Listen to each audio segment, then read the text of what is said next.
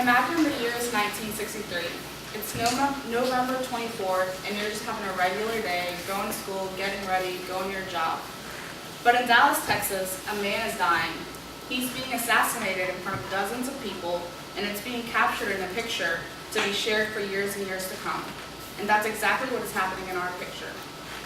During this presentation, I will talk to you about the tone of the picture. Jennifer will give you background on the Redder. Tyler will explain the context behind the picture. Brock, Kyan, and Jen then will talk you through arguments. Like I said, I'll be talking to you about the tone. In this picture, you can clearly see that there are various emotions going on from various amount of people. You see surprise, fear. You see people who are confused because they can't tell what's going on yet. You can tell that people weren't expecting it, but some people actually think that some were.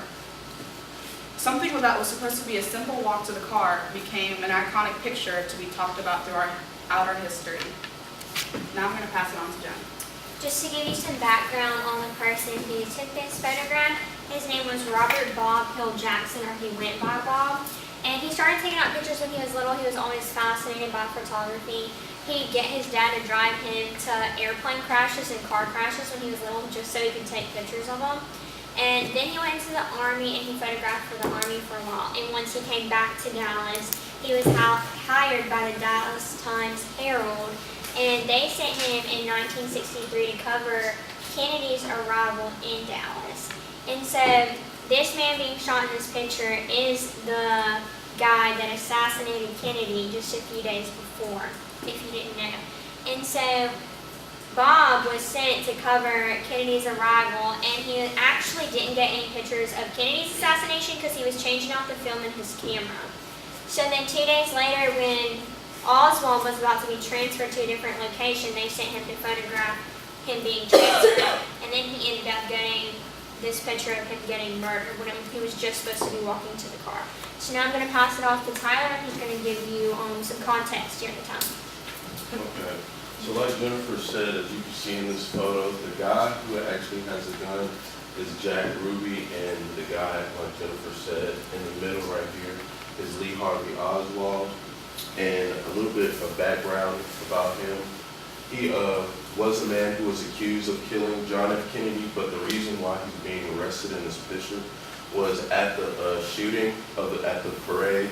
He actually killed a Dallas police officer leaving from after Kennedy was shot. So basically it kind of tied in where he was at. It was kind of like a building, and so it kind of tied him into the whole picture as he was the one who allegedly killed John F. Kennedy. And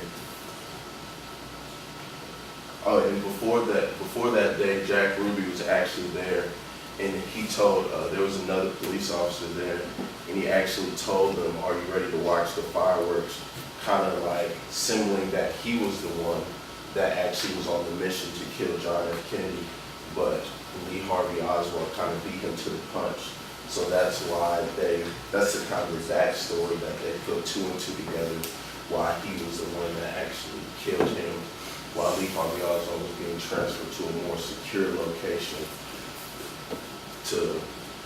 that's why he killed Lee Harvey Oswald.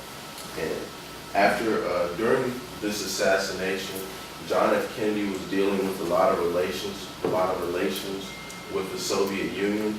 And during this time, it kind of built up a lot of animosity between the two nations, because the U.S. kind of thought that it was a terrorist attack, and so it kind of brought up a lot of animosity between the two. And Lee Harvey Oswald was actually a Marine in the United States, but he was trying to turn over his citizenship to become a part of the USSR nation, and so that's kind of how they got to the assumption that he was the one that killed John F. Kennedy. So now I'm going to pass it to Kyan, who's going to talk about our arguments. So I'll be going over our first argument, which will be coming from chapter 10. In chapter 10, it states that it is widely accepted that to appropriate, displace, and display artifacts, humans, or objects is to strip them and the owners of the human right to self-determination. And the definition of self-determination is the process by which a person controls their own life. So as you can see in this picture, none of that is going on. Like, he's been escorted to a police car against his will. He's in handcuffs, he's vulnerable. And of course, you can see like people are doing interviews, trying to interview him, in his face. And there's a lot of stuff going on that he has no control of. And of course, the most important part of the photo, that he's being shot in the stomach, and the handcuffs and him being vulnerable is he has no control over that, so he can't defend himself. And to reiterate something I said in the sentence, it says to appropriate, displace, and display artifacts, humans or objects, is to strip them of their self-determination. And so this photo that was taken of him, he has no control over, like, if the photo's getting out, how many people are seeing it, is all over the internet, and it eventually became one of the most iconic and popular photos in American history.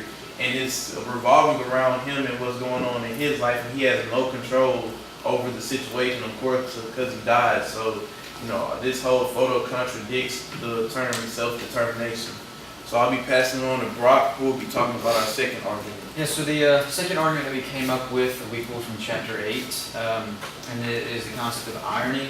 And so irony is a crucial aspect of postmodernism's knowing address. And though this photo is from the 1960s, irony plays a large part in it. And so irony refers to statements and styles that mean the opposite of their literal meaning, but it also refers to situations of incongruity in which outcomes are unexpected and sometimes humorously so. And so we see that nobody really expected, we would think that nobody would really expect this guy to be assassinated on his way to another location. So this image and situation has irony represented in it in a few ways. And so, for instance, we see that Lee Harvey Oswald is the one that assassinated Kennedy, right? And so he is now in turn himself being assassinated. So the tables have kind of turned, and irony is displayed in that. And also the police kind of stand around Jack Ruby and Lee Harvey Oswald and don't really do anything in the situation. Nobody should have been able to really get that close to him. Also, like Tyler said before, Lee Harvey Oswald is being transported to a safer location. So the fact that he would come so close to danger and be killed on his way to a safer location is irony in itself as well. So this image is just as popular as JFK's assassination. Obviously, Lee Harvey Oswald is not as popular as JFK is, but this whole situation can be said that it is equally as popular as the assassination of Kennedy himself. So that brings us into our next argument, which Jen is going to cover. The Lee Harvey Oswald assassination, this picture in itself is an image icon, and the book describes an image icon as an image that refers to something outside of its individual components, something that has great symbolic meaning to many people.